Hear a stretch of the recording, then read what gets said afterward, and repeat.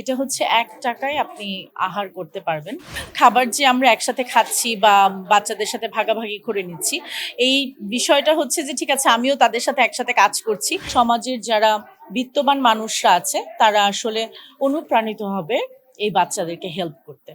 আমার ইফতার, ঈদ এগুলা খুব অন্যরকম। কারণ আমি পুরান ঢাকায় বড় হয়েছি। মানে খুবই আরামের। আমরা যাতে বারবার বাধার শিকার না হই, নতুন সরকারের কাছে অবশ্যই আমি সেটা চাইবো।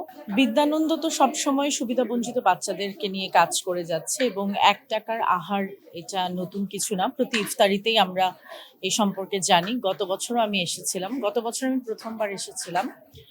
তো এটা হচ্ছে ৳১ আপনি আহার করতে পারবেন। এই ক্যাম্পেইনটা হচ্ছে এরকম। তো সেই জায়গা থেকে আমার আসার কারণ হলো যে আমরা যারা আসলে অভিনয় শিল্পী আছি বা আমরা যারা সেলিব্রিটি আছি, যারা গান করে বা যারা যে কাজটা আসলে করে সেই জায়গা থেকে আমরা যখন আসি তখন অন্যরা ইন্সপায়ার্ড হবে এবং সমাজের যারা বিত্তবান মানুষরা আছে তারা আসলে অনুপ্রাণিত হবে এই বাচ্চাদেরকে হেল্প করতে। খাবার যে আমরা একসাথে খাচ্ছি বা বাচ্চাদের সাথে ভাগাভাগি করে নিচ্ছি, এই বিষয়টা হচ্ছে যে ঠিক আছে আমিও তাদের সাথে একসাথে কাজ করছি। এই সময়টুকু যে একসাথে কাজ করা, একসাথে খাবারটা ভাগাভাগি করে নেয়া বা খাবারটা তুলে দেওয়া একসাথে, যেটা আসলে আমরা রমজানে আমাদের পরিবারের সাথে যেটা করি যে বাসায় যখন থাকি আমরা সবাই একসাথে সবাই কাজ করে আমরা ইফতারটা করি, রাইট? সেই একইভাবে এই জিনিসটা করা। খুবই একই ভাবে যেরকম খুব ভালো লেগেছে, আবার খুব খারাপও লেগেছে। আম আসলে so many things to grateful for, এটা আমি মনে করেছি গাড়িতে আসতে, আসতে এবং প্রতিদিনই মনে করি যে আসলে আল্লাহ আমাকে সুস্থ রেখেছে বা আপনারা এই যে মাইক নিয়ে দাঁড়িয়ে আছেন।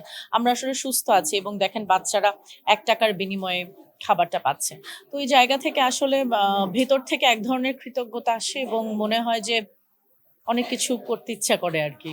এই সময় তো সবকিছু আসলে পরিষ্কার। আপনি যখন বড় হতে থাকবেন আস্তে, আস্তে আপনার কাছে জীবনটা অনেক পরিষ্কার হতে থাকবে। আর জীবন যখন পরিষ্কার হতে থাকে তখন মন খারাপ হতে থাকে। যখন আমরা সবকিছু স্পষ্ট দেখতে পারি। তো ছোটবেলায় তো আসলে কিছু পরিষ্কার থাকে না। ছোটবেলায় সব সত্য মনে হয়। আম সবকিছু সুন্দর মনে হয়। তো এখন তো বড় হয়েছি, বড় হচ্ছি। এখন যা সত্য দেখছি সেটাও মিথ্যা মনে হয়। সো ছোটবেলার সাথে কিছুই মিল নাই।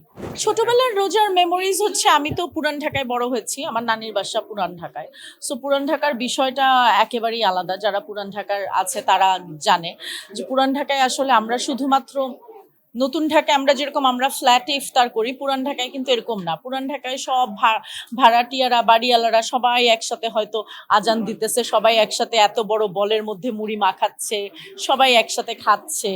এরকম এক ধরনের মানে উৎসবের মতো ইফতারটা। সো আমি তো নানু বাসায় বড় হয়েছি। মানে আমার পুরান ঢাকায় বড় হয়েছি। তো আমার ইফতার, ঈদ এগুলা খুব অন্যরকম।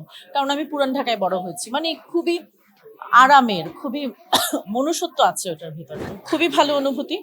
খুবই ভালো অনুভূতি এবং রোজার সময় আসলে মন ভালো হয়ে যায় এবং আমরা সবসময় সবাই অপেক্ষা করি রমজান মাসের। কারণ রমজান মাসে আল্লাহ সবচাইতে বেশি দোয়া কবুল করে। সেটা সেটার জন্য মনে হয় যে আচ্ছা রমজান মাসটা কখন আসবে এবং কখন আসলে আল্লাহর কাছে অনেক দোয়া চাইবো। আর একটা শান্তির মাস। আপনি দেখবেন যে এমনিতে একটু শান্তি, শান্তি লাগে রমজান মাস।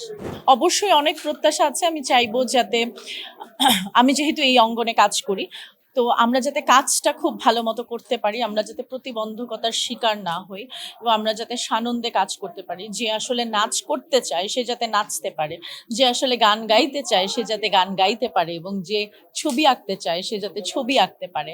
আমরা যাতে বারবার বাধার শিকার না হই, নতুন সরকারের কাছে অবশ্যই আমি সেটা চাইবো। যাতে তারা শিল্পীদেরকে অনেক কাজের প্ল্যাটফর্ম করে দেয় এবং যে কাজটা করতে চায় তাকে সেই স্বাধীনতাটা দেয়।